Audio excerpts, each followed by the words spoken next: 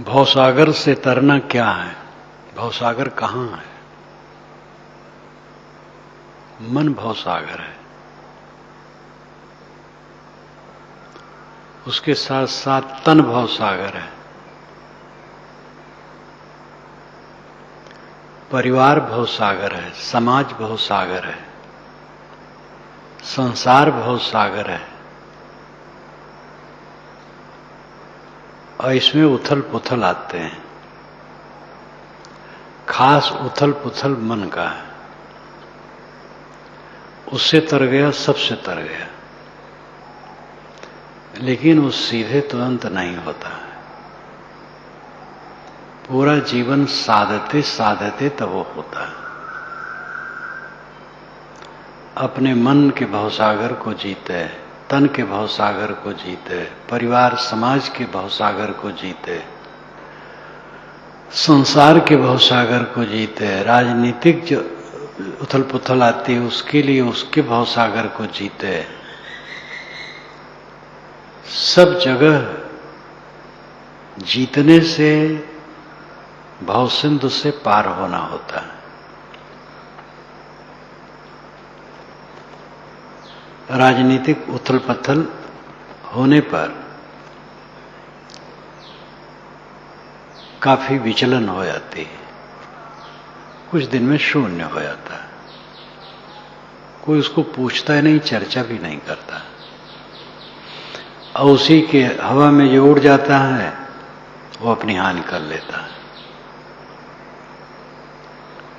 सामाजिक उथल पुथल आती है कुछ उत्तेजकों के कारण, और उसमें जो उड़ गया वो अपनी हानि कर लेता है। पारिवारिक उथल पुथल आती है, उसमें जो उड़ गया, अव्यवस्थित सोचा बोला किया, वो अपनी हानि कर लिया। शरीर में रोग लगा, वो कायर हो गया और स्थिर नहीं रहा, तो अपनी हानि कर लिया। मन में उथल पुथल हुई तो सबसे बड़ी हानि है। ये सब उथल पुथल में सम रहना, शांत रहना, इस संसार सागर भवसागर को जीतना। जो भवसागर से पार होना चाहे वो अपने को मारे, दूसरे को नहीं।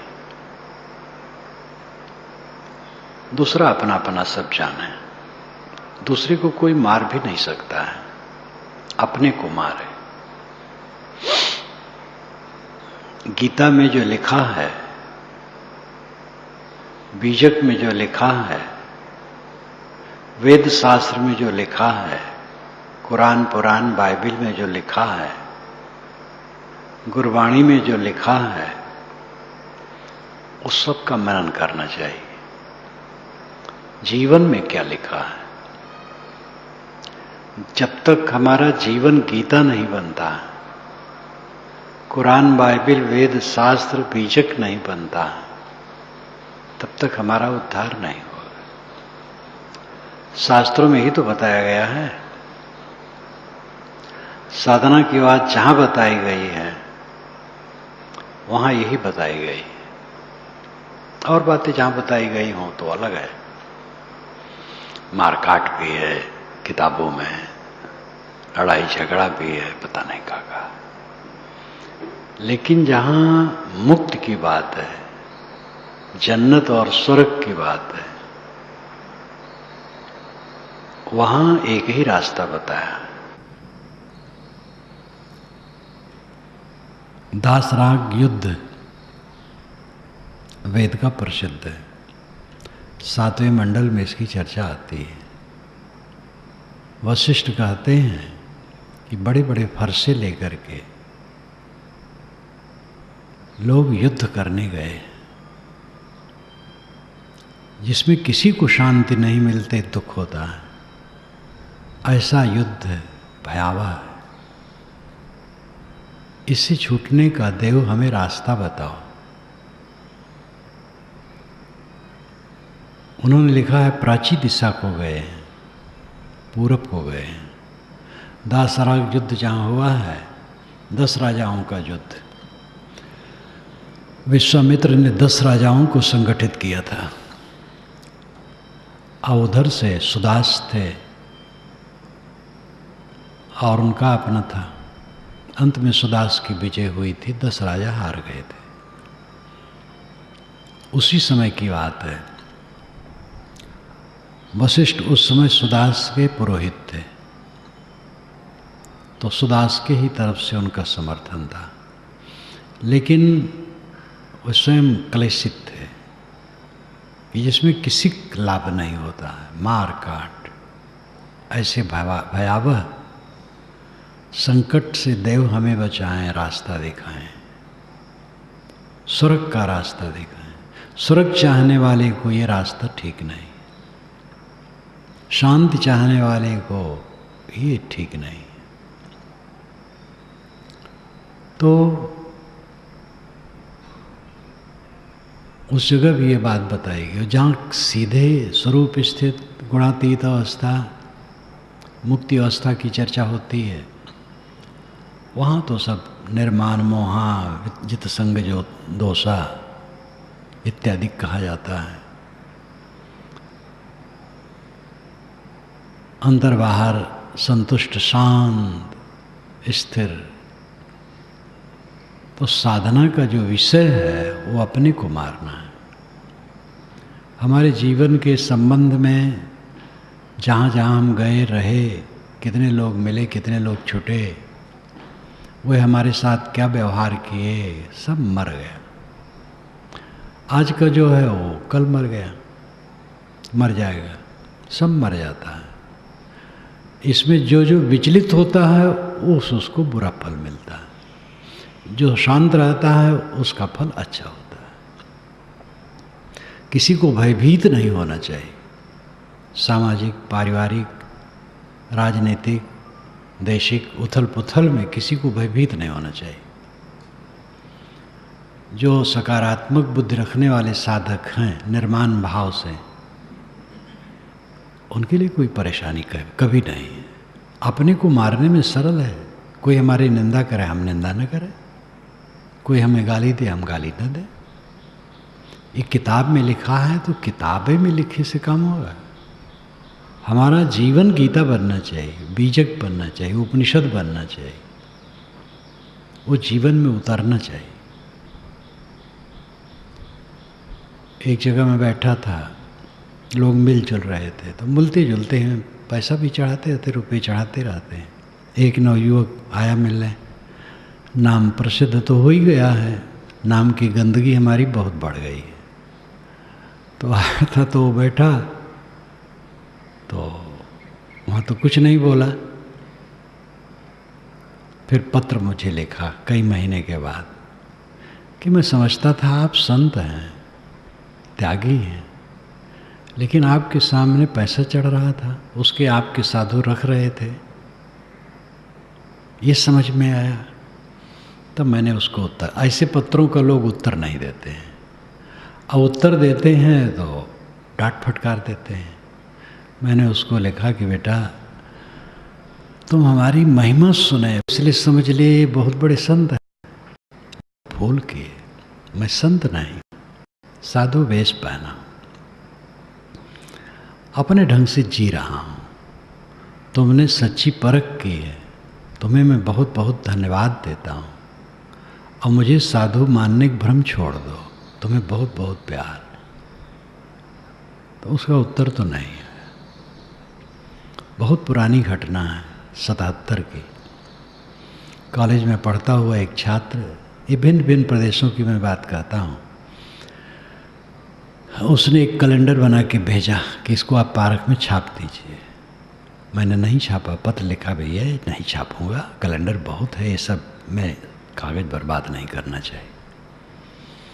वो बिल्कुल नाखुश हो गया, मुझे खूब गाली दिया, पत्र लिखा, खूब कट लिखा,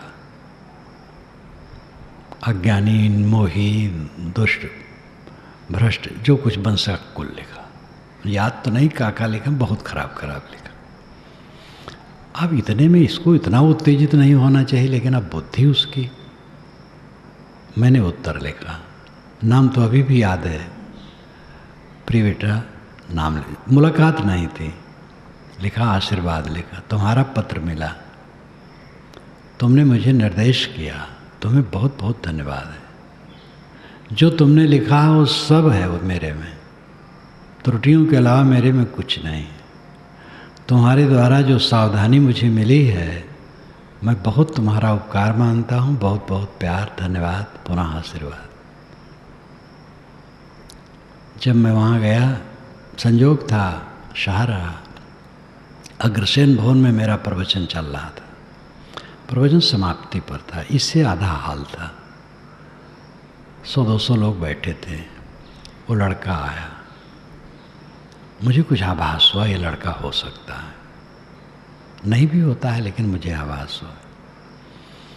प्रवचन समाप्त हुआ, अपने कक्ष में गया, वहाँ हो गया, मेरे दोनों पैरों को पकड़ करके लिपट करके फूट फूट के रोने लगा। तो मैं समझ गया, तो मैंने नाम लिया, बेटा तुम वही हो?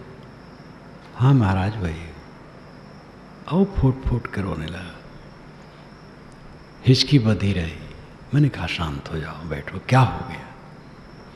कि महाराज आपका पत्र उत्तर आया, मैं था नहीं, कॉलेज में था, और दराज के रास्ते से पत्र डाल दिया डाकिया ने। मैं आया, खोला, देखा, तो मैं तो सोचा था आप उत्तर क्या देंगे इसे गाली गुप्ता पर।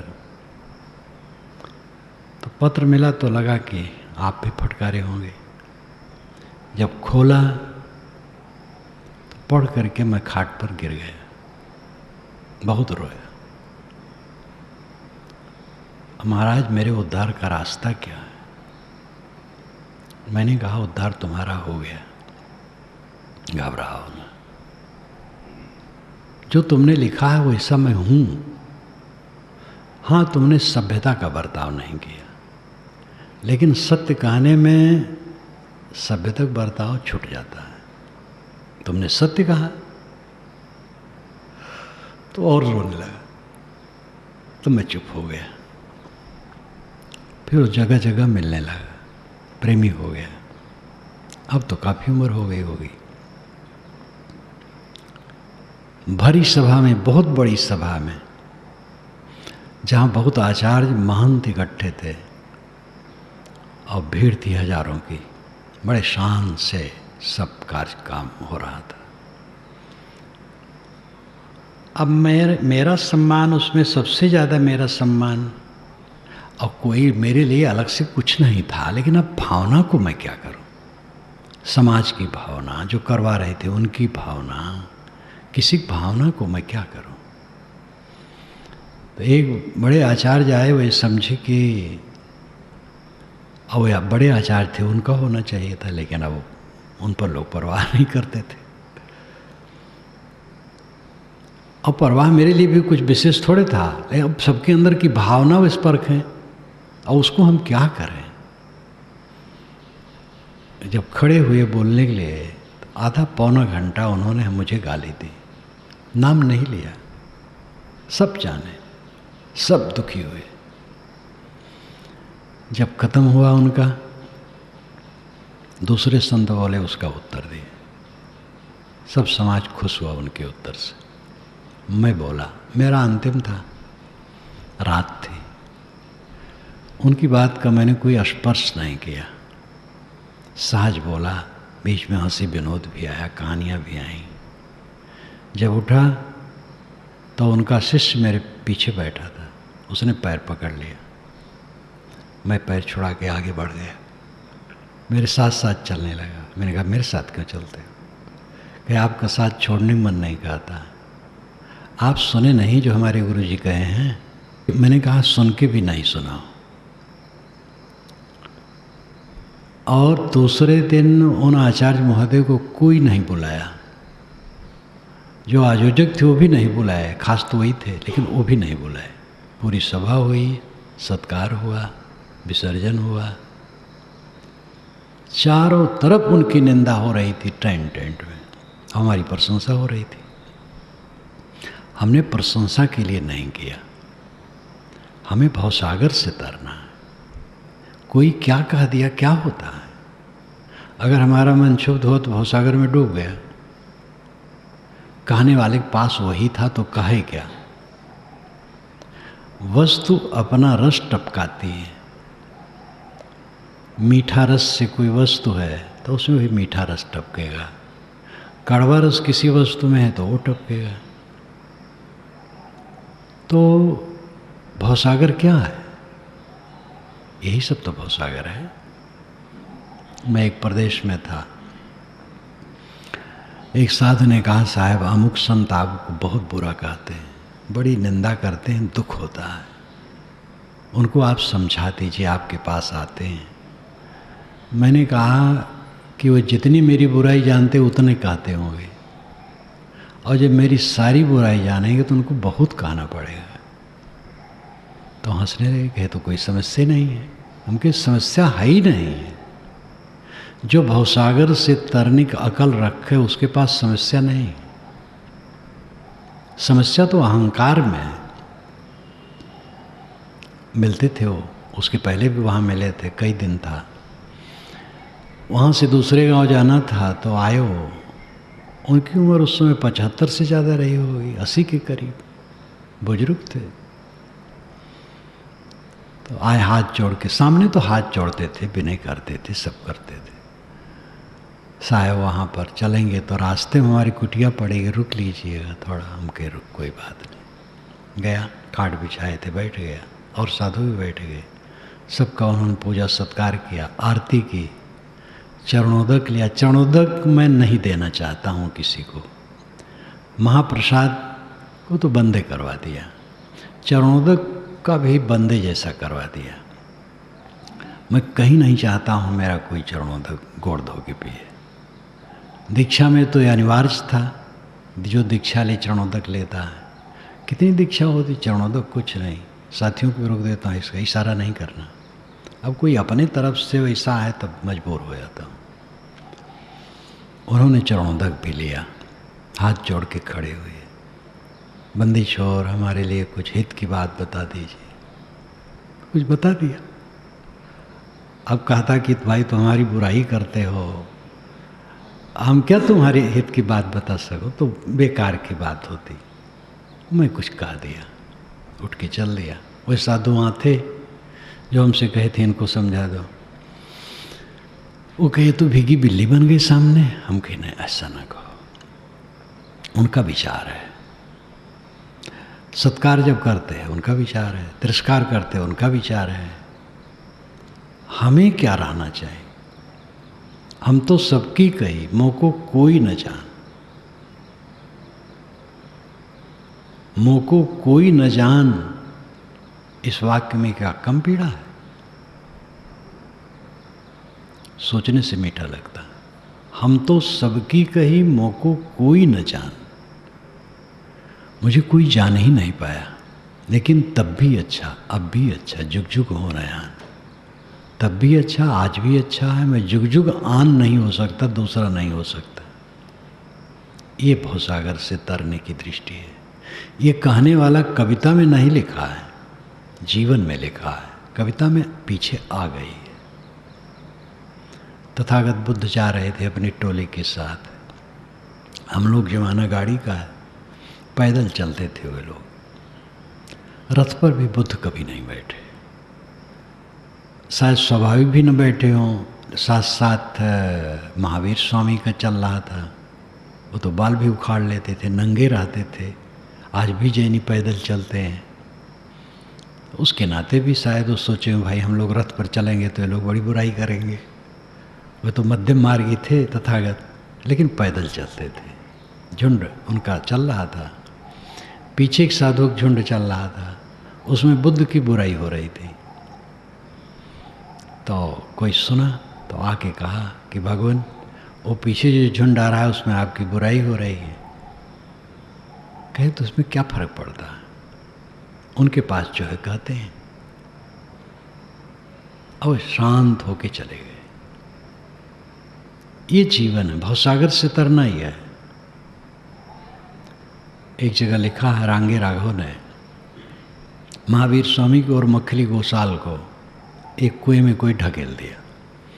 महावीर स्वामी तो सच्चे विरक्त थे, मखली गोसाल भी अपने ढंग से थे, लेकिन बराबर नहीं थे। वे बल्कि उनकी ज़्यादा नकल करते थे। महावीर से कहें कि तुम जहाँ जाते हो भिक्षा पाते हो, मुझे कई जगह गाली मिलती है। तो महावीर स्वामी कहें कि अपना कर्म फल भोगे साधु। तो वो कहे कैसा आदमी है, ये भी नहीं कहता है कि वो लोग बड़े खराब हैं जो तुम्हें भिक्षा नहीं देते हैं, तो मुझे ही कहता है कि तुम साधु। दोनों थे, दोनों को किसी ने ढकेल दिया एक कुएं में। कुएं में पानी नहीं था, तनिक तनिक था, दोनों ही पड़ गए। मखली कोई पीटा भी था। तो मखली ने कहा स्वामी उसने मुझे पीटा। तो महावीर स्वामी ने कहा कि सालो अपना कर्म फल भोगे। मखली ने कहा गजब आदमी है, ये भी नहीं पूछता है क्यों पीटा, उसने गलत किया, बस कहता है सालो हर बात में सार। कई झोपड़ियाँ बनी थी तपस्वियों की एक आचार्य के शिविर में। सब तपस्या एक एक साधु एक एक झोपड़ी में रहते थे, साधना करते थे। पशुएं तो जब चरने लगे झोपड़ी को, उसमें घास फूस रहा था, वो चरने लगे तो लोग हाँक दें। महावीर स्वामी नहीं हाँके, उनकी झोपड़ी चर जाए। तो आचार्य ने कहा भाई कैसा आदमी है महावीर, आखिर ठाकुर घर का लड़का है, कुछ तो जोश भी तो चाहिए। और पशु नहीं हाँक सकता है, वो पशु भी नहीं हाँके, चल ले। तो मैं नहीं कहता पशु को ना हाँके, लेकिन भावसागर तरने का अर्थ है अपने को मारना। अब हम उलझते रहेंगे कि लोग हमें क्या कहे, कैसे भावसागर तरेंगे? दूर के क्या कहे, निकट के क्या कहे। जिनसे परिचय ही नहीं वो तो कहते ही नहीं है, जानते ही नहीं है। जिनसे परिचय है वो कहते हैं, दूर के भी और निकट के भी। ये चोट लगती है मेरे अपने कहे, अपना ही लड़का कहे तो बहुत चोट लगती है, अपना शिष्य कहे तो बहुत चोट लगती है। इसमें अपना पराया क्या है? कोई अपना नहीं और सब अपने हैं। अपने आप को ऊपर उठाए बिना कोई भावसागर से तर नहीं सकता है। अपने को मारो, अपने को संभालो। इस पंथ में आया तो कई बातों में मैंने अपने ढंग से सुधार किया। चरणों लेने बहुत भरमार थी, उसको करीब करीब बंद करवाया। सीध प्रसाद उसको तो पूरा बंद करवा दिया। आरती को मैं बंद नहीं करवा पाता, भय लगता है लोगों से बवंडर करेंगे। लेकिन कम से कम मैं चाहता हूँ इस आश्रम में मेरे शरीर की आरती ना हो। अधिवेशन के समय भगत भी रहते हो जाए। गुरु पूर्णिमा के दिन मैं सोचता था आरती न करने दो, लेकिन हिम्मत नहीं हुई कहने। जब हो गई तो गुरुछेम हमारे कक्ष में गए तो उनसे मैंने कहा कि आरती जब करना हो एक स्टूल पर आरती चला के रख दिया जाए, सब बैठे रहे आरती गा लें। वहाँ हो गई आरती तो हंसने लगे, ऐसे कहीं आरती होती है? हम कहीं जब करो तो ऐसे होती है, ऐसे हो जाएगी। तो कम से अब भंडारा यहाँ होता है समय समय से, तो भंडारे के दिन प्राय दूसरे दिन पूजा करते हैं। पूजा कर लें, आरती न करें। आरती में जो खड़े होते हैं मुझे जैसे लगता है कांटा गड़ रहा है। इस देह की आरती करवाना हमें पाप लगता है। क्या एक कूड़े कचड़े की आरती करवाएं? गुरुछेम से तो मैंने कहा तो वे खंडन किए। 4 वर्ष अब हो रहे हैं, 4था वर्ष लगा है। जन्मदिन मनाने का प्रचलन हमारा शुरू हो गया हमारे लिए। एक सज्जन ने बहुत खोज खाज करके हमारे तिथि में थी सब उत्साह से किया कहीं यहाँ भी संदेश दिया, यहाँ भी शुरू हो गया। शुरू तो हुआ, एक हमारे ब्रह्मचारी थे, पंजाब की तरफ रहते हैं, वो बहुत पीछे पड़े आकर के। साहब हम वहाँ वेदांतियों में देखता हूँ गुरुओं की जन्मदिन इतना मनाया जाता है जोश खरोश से, और बड़ा बड़ा जलसा करवाया जाता है। यहाँ हम भंडारा तो कर सकते हैं, क्योंकि भंडारा करके क्या कर, बहुत डांटा। वो हिन करता रहा बच्चों के शरीर का। मैंने कहा चल भाई जा। तो बस वही भाव भगत में साधु रीझ है, तीनों निपट अनारी। राग रंग में दुनिया रीझ है, चटक मटक में नारी।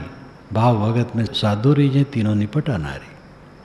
राग रंग में दुनिया रीझती है, और चटक मटक में स्त्री रीझती है, और भाव भक्ति में साधु रीझते हैं, तीनों निपट अनाड़ी। मैं भी अनाड़ी। और कहा जा भाई कर। वो देने लगे रुपया। उस समय भंडारा होने लगा जन्मदिन पर। फिर यहाँ के लोग उत्साहित हुए, उसको और बढ़ा दिए। फिर उत्साह हुआ, शाम को बैठक शुरू हो गई जन्म के दिन।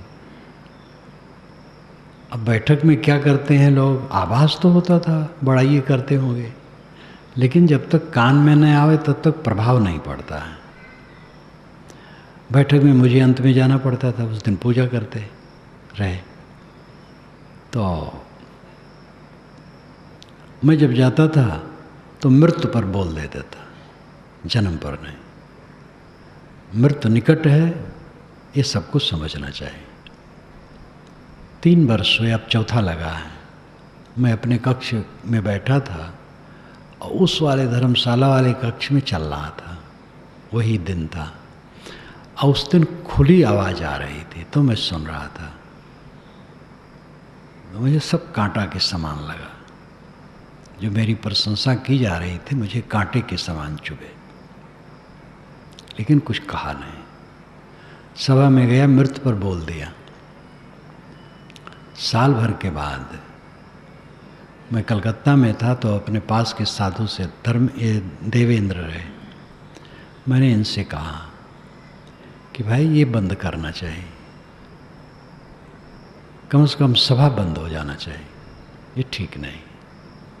सभा करें, ज्ञान विचार की बात कहें, ये हमारे देह, सड़ी देह की बड़ाई ठीक नहीं।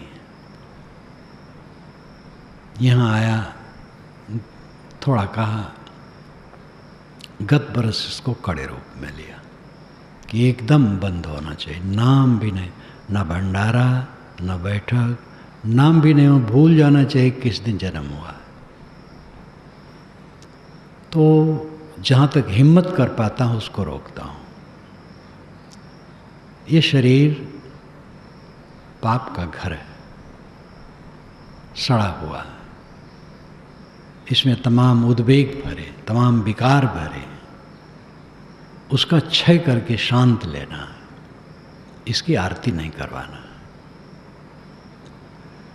और अपने आप को इससे उद्धार करना, अपने आप का। भवसागर से तरना कहीं अलग भवसागर है। ये नाम, रूप, अहंता, ममता, सामाजिक, पारिवारिक, राजनैतिक उथल पुथल, निकट और दूर के लोगों की भावनाओं के उद्वेग, इन सब से अपने मन को ऊपर उठा लेना। और ये सबके लिए, कोई एक के लिए थोड़े, मेरे लिए है, सबके लिए, सबके सिर पर है। वो गीत में आता है, रिकॉर्डिंग में आता है कि जो समझता है कि वो मूर्ख है, वो सबसे मूर्ख है। दूसरे को मूर्ख समझ लेना तो बहुत सहज है। दूसरा आदमी अविवेक पूर्वक काम करता, बुद्धि उसकी ठीक नहीं है, आचरण ठीक नहीं।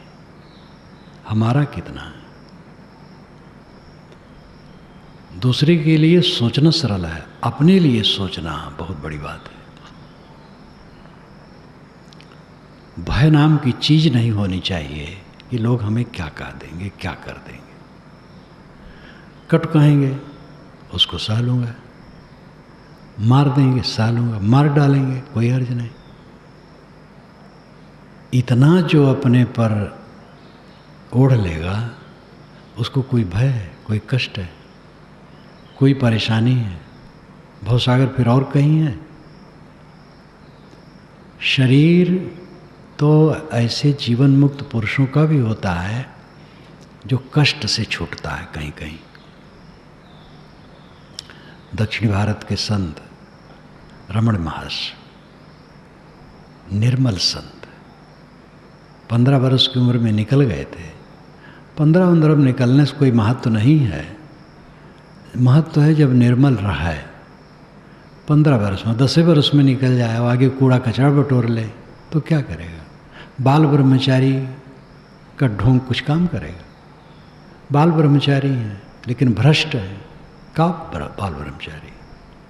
श्री काशी साहब थे, 2 बच्चे, 1 बच्ची, परिवार, नौकरी, 33 वर्ष की उम्र में जाने, 34 वर्ष की उम्र में दीक्षित हुए, 38 वर्ष की उम्र में विरक्त हुए। बुरहानपुर में वर्षों रहे, शायद 27 वर्ष से कितना वर्ष रहे, और अंत में अपने 65 वर्ष की उम्र में बुरहानपुर छोड़ दिए। 64 वर्ष हो 65 वर्ष की उम्र में शरीर छोड़ दिया आगर की तरफ। सब कुछ उन्होंने किया, पारक सिद्धांत का शास्त्रीय स्वरूप दिया, लिखा, पढ़ा, संपादन किया, निरपेक्ष ज्ञान दर्शन जैसा ग्रंथ लिखा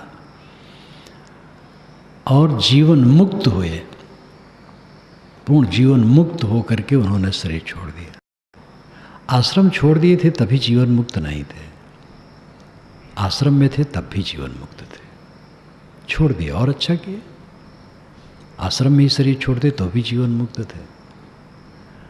तो 33 वर्ष की उम्र में उनको समझ हुई कच्ची गृहस्थी में और जीवन मुक्त हुए।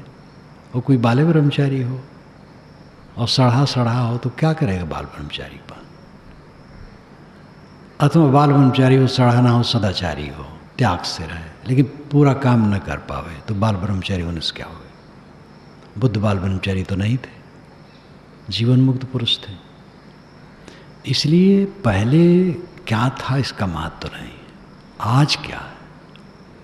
वर्तमान ठीक है तो सब मंगल है, वर्तमान में गलत है तो सब गलत है। इसलिए वर्तमान को देखने की जरूरत है। किसी को हराला नहीं बनना चाहिए।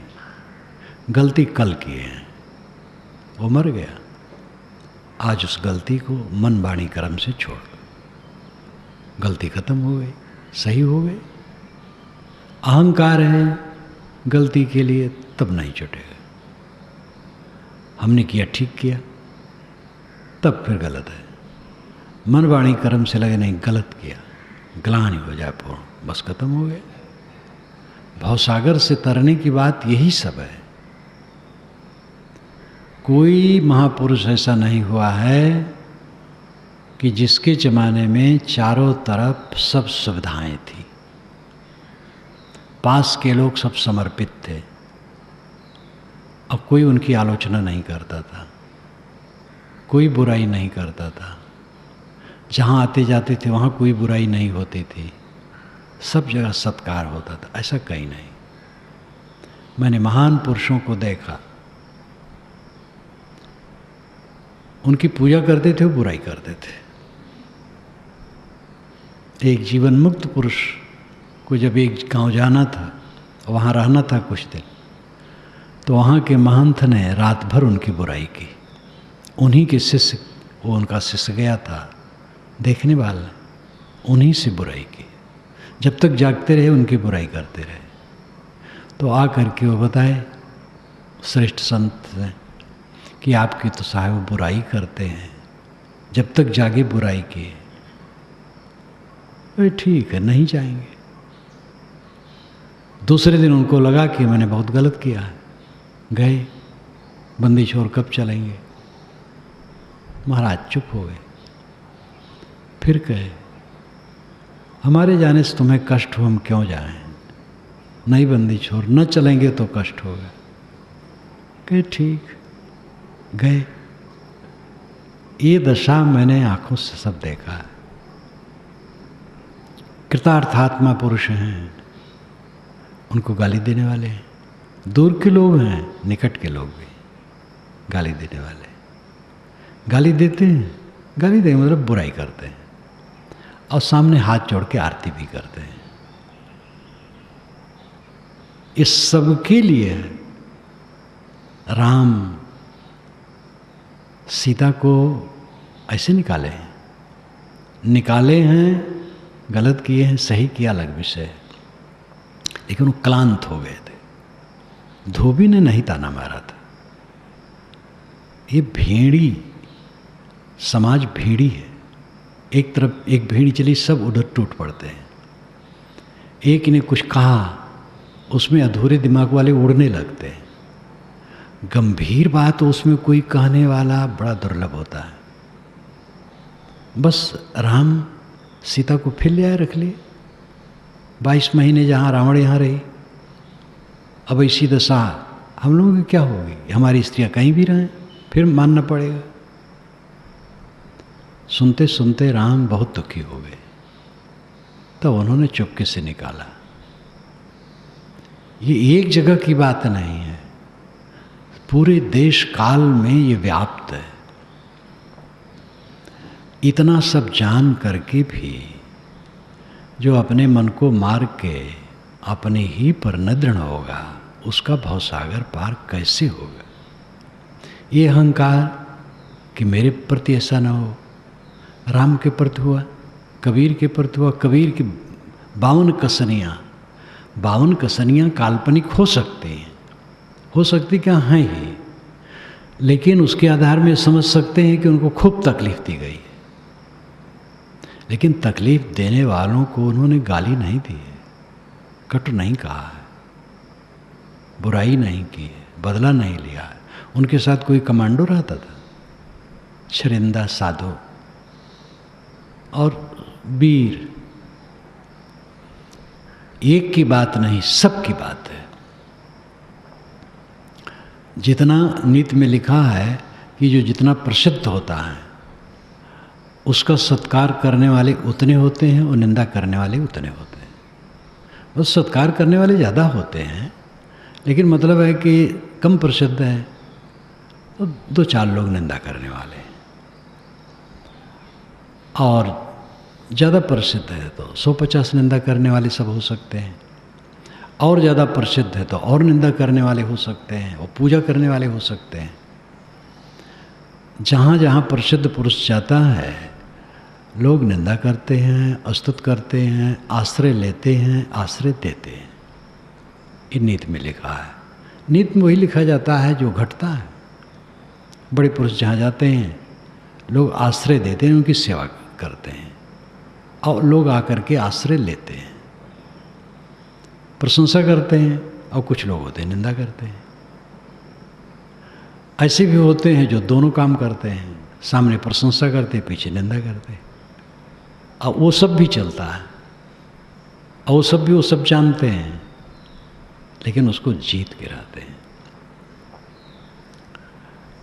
अपनी पत्नी से लोग उलझते हैं, बच्चे से उलझते हैं, और उलझ करके वो नुकसान ही करते हैं। नहीं रह पाते तो छोड़ दो पत्नी बच्चे को। एक साथ रहना है तो सहने की जरूरत है। ऐसे गृहस्थों को मैंने देखा है कि उनका लड़का कटु कहता है, लेकिन वो किसी से नहीं कहते हैं कटु कहता है। जब 4 लोग बैठते हैं तो कहते हैं सब बड़े बहुत अच्छे हैं, बुराई करता है हमारी, लेकिन वे नहीं कहते हैं कि हमारा लड़का हमारी बुराई करता है। ऐसे मैंने गृहस्थ भक्तों को देखा है, और अभी भी संपर्क पड़ता है, प्रभाव पड़ता है उनका। सब जगह से प्रभाव लेना चाहिए। हमारे ही साधु धर्मेंद्र और गुरुभूषण गए श्रीपति जी से मिलने के लिए, उस समय शायद नगर आयुक्त थे। यही लोग बता रहे थे कि जब लोग आए तो कोई कुछ कहे, कोई कुछ कहे, उल्टा पलटा, अपना अपना काम के लिए। कोई कुछ जिद रहा है, वो शांत सुनते रहे। अब एक तरफ से कहाँ तक कोई कहा, सब चुप है। तो अपना कबीर साहब का हो प्रवचन सुनाने लगे सबको वाणी। सब ठंडे हो गए बेचारे। तो ये लोग निकले कि ऐसी अवस्था में तो हम लोग उत्तेजित हो सकते थे, इनसे तो बड़ी प्रेरणा मिली। इन लोगों ने ही मुझे बताया, कोई साधु भेष धरे हो वही रहनी में रह सकता है, और धोती कुर्ते फुल पैंट शर्ट में वो नहीं रह सकता है, ऐसी बात नहीं। रहने में जो रहे वही रह सकता है। न फुल पैंट शर्ट कुछ काम नुकसान देगा, और न अचला लंगोटी हमारे लोगों को फायदा करेगा। काम करेगी रहनी। अचला लंगोटी पहन करके तो और अहंकार घिरता है। हम सब साधु हो गए, साधु हो गए, गुर्राने लगे, सबसे बड़े हो गए। अब अंदर में कितनी साधुता है, कितनी समझ है, इसका तो हो सवाल से नहीं। कहावत है, सौदा करे दुकान धरे ना, फकीरी करे फकीर बने ना। फकीरी करे फकीर न बने। साधु वेश धर लेने का मोह कि साधु वेश धर लें झट से, क्या इसमें धरा है? कभी भी इसी लालसा नहीं होनी चाहिए। मैं तो घर छोड़ा था तो बस एक ही संकल्प था, गुरु संतों के चरणों में पड़ा रहना, साधना करना, कोई कामना और नहीं। और वो कामना मेरी पूरी हुई। तो साधु वेश धर करके तो घमंड बढ़ता है, सावधान न रहो तो और पतन होता है।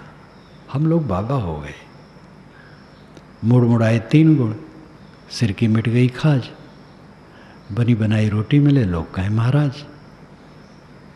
सब जगह महाराज आए महाराज आए। अब महाराज में कितना भंगार है, महाराज जाने। इसलिए खतरे हर जगह हैं, और ये बड़ा सूक्ष्म है। ये जो सात्विक खतरा है अत्यंत सूक्ष्म है। सोने की बेड़ी काट के फेंकना बहुत मुश्किल है, समझदार के लिए कुछ मुश्किल नहीं है। हमारी गोद में सांप गिर जाए तो हम तुरंत फेंकेंगे, बिच्छू गिर जाए तुरंत फेंकेंगे। ये जो दोष है मन का, कौन कल्याणार्थी चाहेगा कि मन में दोष रहे? नश्यता की बात वो कितनी मार्मिक है। जब जमाचार्य ने कहा कि आत्मा क्या है मत पूछो, स्त्रियां ले लो, बच्चे ले लो, 100 वर्ष की उम्र ले लो, बाजे गाजे ले लो, स्वर्ग ले लो। उसने कहा भगवान ये तो इंद्रियों को जीर्ण करने वाले हैं। स्वभावा, संस्कृत में स्वभावा तालब्बी सर से होता है, स्वभावा।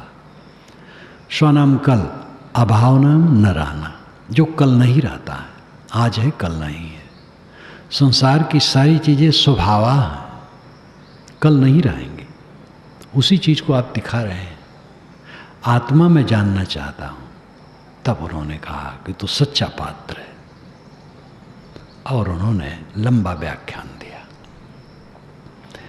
साधक कोई गृहस्थ हो, विरक्त हो, स्त्री हो, पुरुष हो, जो भवसागर से तरना चाहे वो अपने को मारे, अपने को समझे कि मैं देह नहीं हूँ, आत्मा हूँ। देह तो मिट रही, आजकल में खत्म हो जाएगी, और अपने आत्मा का उद्धार होगा अपने को मारने से। अपने मारने का मतलब है अपने मन को मारना, अपने अहंकार को मारना, अपने कुटेव को मारना। और उसमें सबसे ज़्यादा रोग है अहंकार। अहंकार ठनका भन भना गए। हम पत्थर मारते हैं, आगे कोई स्तंभ नहीं है, दीवार नहीं है, तो कहाँ भन बनाएगा? लेकिन आगे दीवार है, स्तंभ है, तो भन बनाएगा, खट्ट दे होगा। कोई घटना घटती है, अनुकूल या प्रतिकूल, अगर अहंकार का खंभा है तो भन बनाएगा। अनुकूलता मिली तो चिपकाहट हो जाएगी, प्रतिकूलता मिली तो क्रोध आ जाएगा। दोनों स्थितियों में न क्रोध आए न चिपकाहट हो, यह अहंकार का खंभा टूटने से कल्याण होगा। ऐसी दशा आएगी। हमारा अहंकार टूट जाए तो दूसरे क्या फायदा, हमारा फायदा है। अब आजकल में पता नहीं लगेगा ये साथी लोग कहाँ गए। पहले हम आए हैं तो समाज वो उसमें एक भी व्यक्ति नहीं है। वही विमल साहब हैं, निहाल साहब हैं, 2 जने हैं। निगम दास जी तो बेचारे पीछे आए, साधु शरण भी पीछे आए। जब मैं आया था उसके पहले के निहाल साहब विमल साहब हैं और कोई नहीं। तब भी समाज था और एक व्यक्ति नहीं है। उस समय भी अपना राग था, द्वेष था, हानि थी, लाभ था, अनुकूल था, प्रतिकूल था, उल्टा पलटा कहने वाले थे, अच्छा कहने वाले थे, और जो जो जैसी जैसी कमाई की ले ले करके गए। अब वो सब कुछ नहीं रहा। ये आज का रहेगा? कुछ नहीं रहेगा, किसी का नहीं रहता, केवल हमारा नहीं आपका भी। एक वचन में आता है, हाँ सितम अपने ही ऊपर बात कुछ छिड़ी नहीं, बादशाहों के भी झंडे गड़े रह जाएंगे। केवल मैं अपने लिए नहीं कहता, बादशाहों के भी झंडे गड़े रह जाएंगे, वो चले जाएंगे। ये तो तब अहंकार हम करें कि और लोग मर जाएंगे, हम रहेंगे, और तब दुखी हूँ कि हम ही मरेंगे, क्या कहें, और लोग तो सब बने रहेंगे। कोई नहीं रहेगा, तो ना अहंकार करने की गुंजाइश है और न दुखी होने की गुंजाइश है। समझने की जरूरत है। सब व्यवहार क्षणिक क्षणिक क्षणिक क्षणिक, जिसको लेकर के उद्वेलित होते हो क्षणिक, कुछ स्थिर नहीं। लेकिन मैं स्थिर हूँ, मैं वही हूँ। 10, 20, 30 वर्ष पहले जो था वही हूँ, आज भी हूँ, आगे भी वही रहूँगा। मेरा संबंध मेरे से और किसी से भी नहीं। सारा संबंध झूठा है, मिथ्या यह संसार। झूठ झूठा के डारो, मिथ्या यह संसार। ये संसार मिथ्या, व्यर्थ है, झूठा है, सब झूठ मूठ का तमाशा है, दिखावा है। एक तमाशा, एक दिखावा। कव्वाली में गाया है, नरम नरम बिस्तर पर अपना आसन जमाना चाहते हो, सकरात को तो भूल गया। सकरात कहते हैं मृत्यु काल के दुख को। जो मृत्यु काल की स्थिति आएगी उसको भूल गया, सकरात को तो भूल गया, अंत में होने वाली बात को भूल गया। घोर प्रमाद है जो हम समझते हैं कि जो ऐसा है यही सब ऐसे रहेगा। घोर प्रमाद है। कुछ भी किसी का नहीं रहेगा, कुछ किसी का है ही नहीं। है अपना, आत्मा अपना है। वह धन्य है जो सब की बात सह लेता है और अपने आत्मा में रमता है। उसको चिंता नहीं है, भय नहीं है, शोक नहीं है। वो सुख की नींद सोता है रात भर और दिन भर अपना विवेक विचार से रहता है, पवित्र प्रसन्नता में रहता है। जो कला में रहता है वो सो नहीं सकता है ठीक से, वो शांति नहीं पा सकता है, उसका हित नहीं हो सकता है। दूसरे को धक्का दे करके हमारा कल्याण होगा। कोई धक्का में है, उसको संभाल पाओ तो संभाल दो, भले सेवा कर दो। धक्का दे करके हमारा कल्याण नहीं होगा। अपने को संभालें, किसी को धक्का ना दें। अपने अपने कर्म से धक्का खाते हैं लोग, खाते हैं, क्या किया जाए। हरदम अपने को संभालें। भवसागर से तरना क्या है? मन से तरना। एक मन से तर गए, भवसागर से तर गए। मन मूल है, मूल गहे ते काम है, तय मत भरम बुलाओ। जो मन में विवेक में जागृत है तो हान लाभ में वो द्वंद्व ग्रसित नहीं होता है। हान झूठी, लाभ झूठा। सामने ही बकवास कर रहा है, क्या होता है? वो घटना मैंने जो बताई थी, उसके पहले की घटना कलकत्ता की थी। वो बोल रहा था और मेरा वहाँ होते हैं। जब मैं पहुँचा तो फूल माला इतनी लोग चढ़ाए हमें, उसको एक भी नहीं चढ़ाए थे। तो फिर वो गाली देने लगा मुझे, नाम नहीं लिया, गाली देने लगा, खूब बोला, आधा घंटा तक खूब मुझे कटुका, बहुत उद्दंड है वो। अब लोग कनकना गए। मैंने कहा भाई देखो कुछ कोई बोलो मत, इशारा किया, सबको शांत रखा। जब खत्म हुआ तो मैं बोला, तो उसका स्पर्श भी नहीं किया। तो बहुत वर्षों के बाद एक प्रसिद्ध आचार्य जी मिले, कहे साहब मैं वहाँ आपका दास हो गया था। मैंने कहा आप वहाँ थे? कहे हाँ मैं था। मैं नहीं जानता था, वो कहीं बैठे रहे होंगे। जब उतना गाली दिया और आप मालूम होता सुने ही नहीं हैं, तो मैं आपका दास हो गया। मैंने कहा आपकी ये विशेषता है, मेरी विशेषता कुछ नहीं। मैंने क्या उपकार किया और क्या बड़ाई की? मैं क्षुब्ध होता तो मैं दुखी होता, अपनी मूर्खता ही पेश करता। तो मैंने मूर्खता नहीं की, बस मैं रोगी हूँ और मैंने दवाई खा ली, तो मेरी बड़ाई क्या हो गई? बुखार है और हलवा बना है, अगर हलवा मैंने नहीं खाया तो उसमें हमारी बड़ाई क्या है? समझदारी है कि भाई हलवा खाएंगे तो बुखार और बढ़ जाएगा, तो उसमें मेरी कोई बड़ाई नहीं है। आपने जो मेरे लिए शब्द कहा वो आपकी बड़ाई, मेरी कुछ बड़ाई नहीं है। मैंने अपने जीवन में इसको करके देखा, इसलिए मुझे उत्तरोत्तर पश्चाताप का समय नहीं आया। अब पहले थोड़ी मोड़ी भूल चूक की बात अलग है, लेकिन आगे चल करके मुझे पश्चाताप का प्रसंग नहीं पड़ा, किसी बात पे नहीं पड़ा। यहाँ पर संस्थान कायम किया, यहाँ इतना काम हुआ, लेकिन किसी काम में मुझे पश्चाताप नहीं करना पड़ा। व्यवहार में त्रुटि हो सकती है, क्योंकि व्यवहार में हर जगह बुद्धि किसी की भी ओर नहीं पहुँच सकती। अमुक काम करना है, वो काम करने से अपने करो, फिर पीछे लगता है ऐसा न करते, इस ढंग से करते तो अच्छा होता। तो व्यवहार में तो त्रुटि हो सकती है, लेकिन अपने काम में मुझे, जिसमें पूरा साफ है अंदर, उसमें मैं त्रुटि नहीं करता। इसलिए मुझे पश्चाताप का नंबर नहीं आता है और मेरा मन सब समय शीतल रहता है। ऐसे कोई भी रह करके शीतल रह सकता है। सबका रोग वही है और सबका आत्मा वही है और सबके लिए दुनिया वही है, हवा पानी वही है। किसी के लिए प्राइवेट लिमिटेड कुछ नहीं है। जो एक के लिए वही सबके लिए है। इसलिए भिन्न देश काल होते हुए भी बात वही रहती है। यूरोप का वह दार्शनिक नाम भूल रहा है, जो मरने लगा था,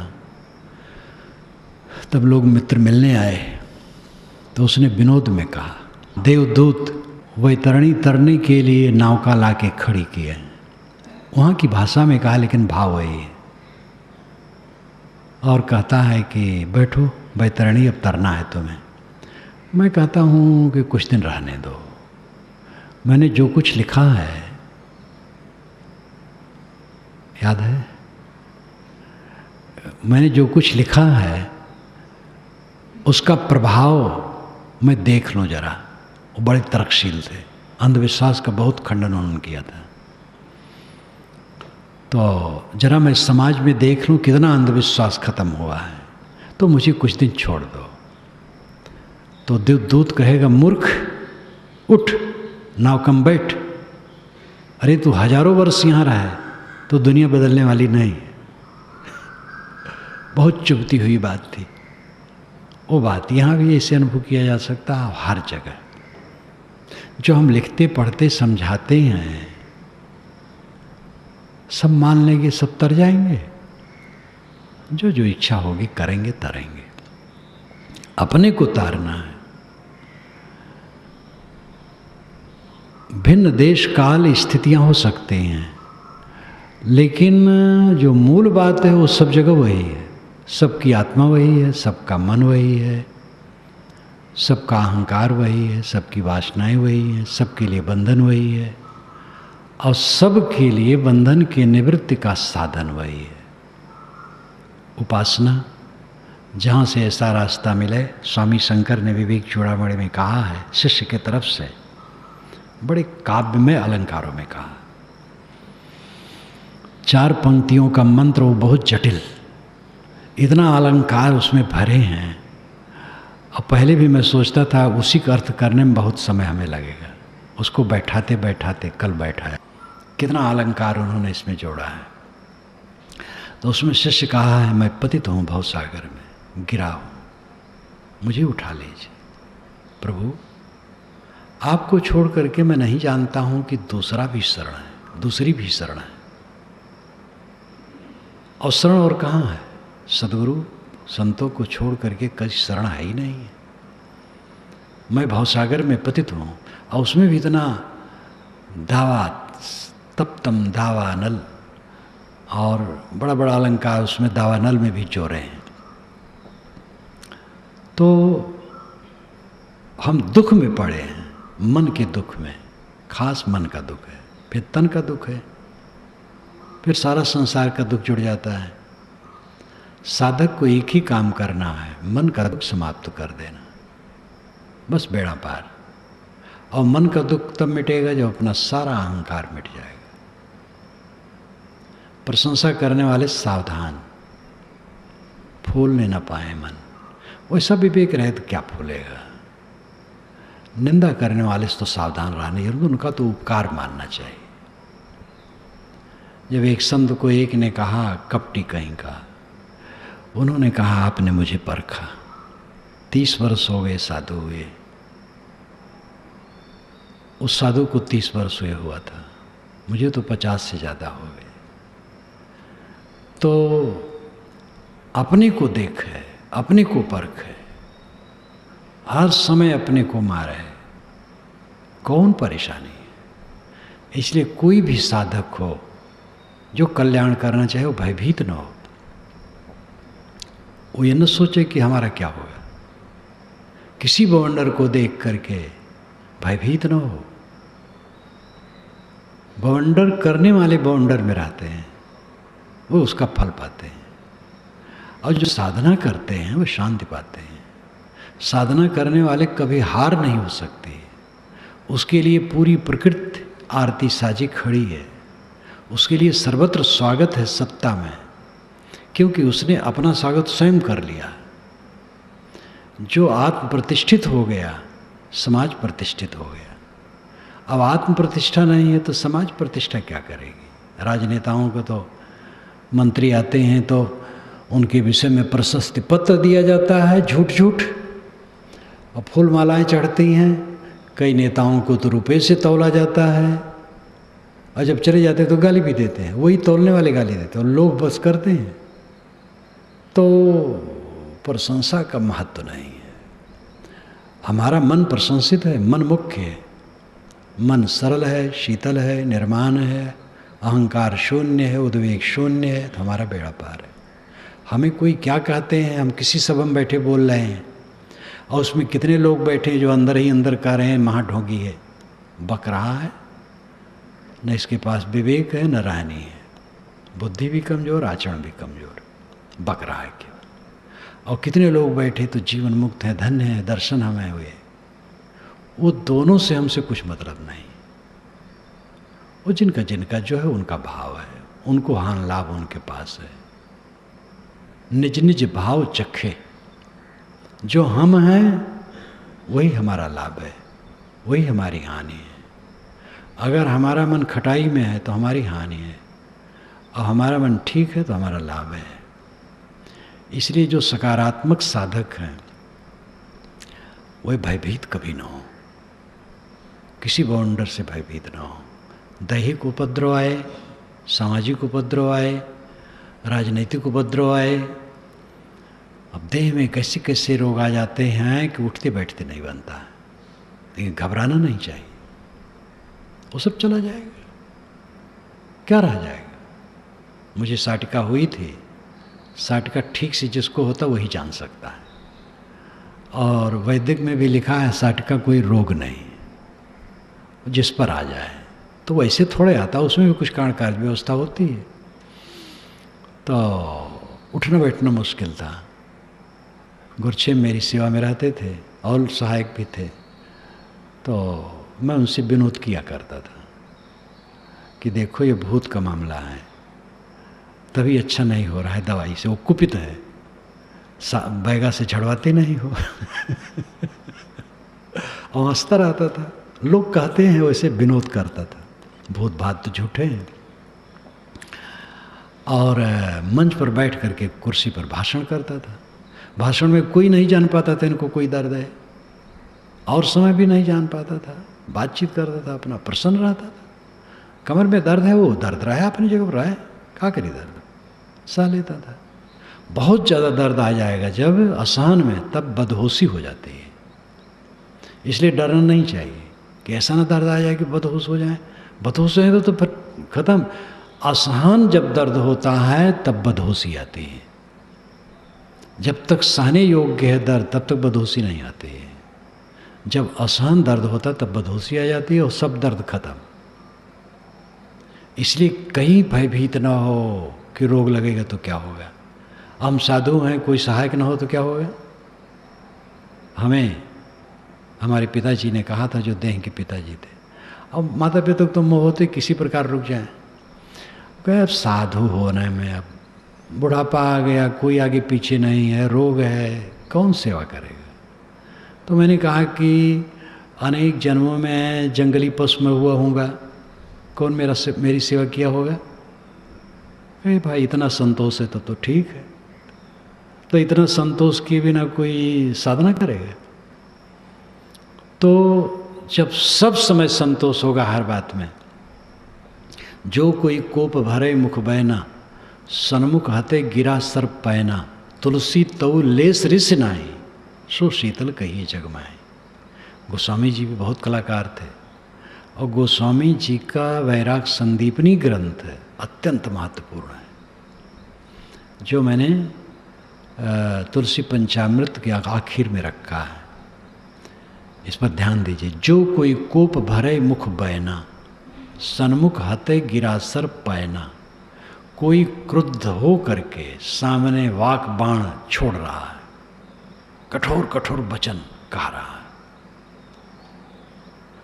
जो कोई कोप भरे मुख बैना, सन्मुख हते गिरा सर्पैना, तुलसी तो लेस रिस नाई, इतना अपने लिए सुन करके भी लेस मात्र क्रोध न हो, सो शीतल कहिए जगमाई, वो जगत में शीतल है। अति शीतल अति ही यमल सकल कामनाहीन, तुलसी ताहि अतीत गण वृत्त शांति लय लीन। अति शीतल, सब कामना से हीन, शांत वृत्त में लयलीन रहो। दुर्जन कटु कहते हैं, सज्जन सम्मान करते हैं, दुर्जन निंदा करते हैं, सज्जन प्रशंसा करते हैं। लेकिन कल्याणार्थी साधक दोनों में विचलित नहीं होता है। ये भवसागर से तरना है। बाहर भवसागर नहीं है, भवसागर मन है, खास मन है। केवल मन संभाल ले, तन संभल गया, समाज परिवार देश सब संभल गए। लेकिन सबका अपना अपना महत्व है। शरीर में रोग आया तो धैर्य, परिवार में कुछ उथल पुथल तो धैर्य, समाज में कुछ उथल पुथल तो धैर्य, राजनीतिक उथल पुथल तो धैर्य, व्यक्तिगत आकर के हमें कोई भला बुरा कहने लगा, धैर्य, सह लेना, सिर झुका लेना, सबसे हार जाना, अपनी वासना का क्षय करना। यही भवसागर तरने का रास्ता है। जो कर पावे ये करे। जिनको अहंकार हो और कुछ करने का, वो कर ही रहे हैं, सभी कर रहे हैं, वो वैसा करें। लेकिन जो विनम्र साधक हैं, जो भवसागर तरना चाहते हैं, उनका रास्ता यही है। सब ते लघुता भली, लघुता ते सब हो, जस द्वितीया को चंद्रमा, शीश नवे सबको।